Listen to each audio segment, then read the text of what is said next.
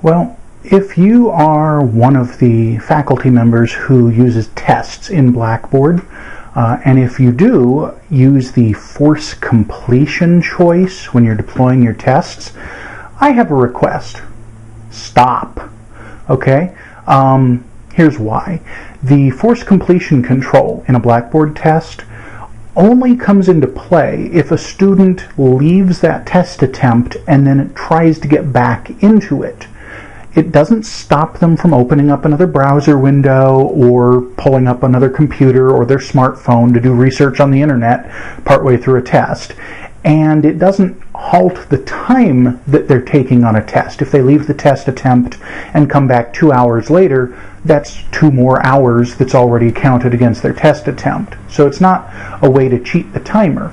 The only thing that force completion option does is prevent them from getting back into their test attempt should they leave it.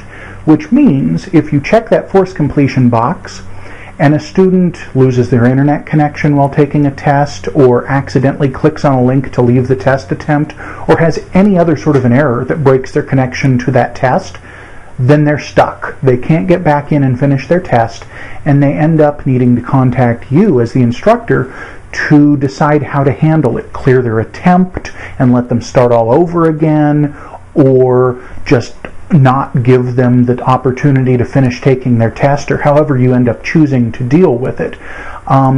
Whereas if you do not check force completion, if they get kicked out of the test through some error or clicking the wrong link or something, then when they click back to the test, it lets them right back in, lets them finish up their attempt, and it only costs them a little bit of time if you're doing a timed test. Okay, so I would strongly encourage faculty to not use the force completion option when they're choosing test attempts.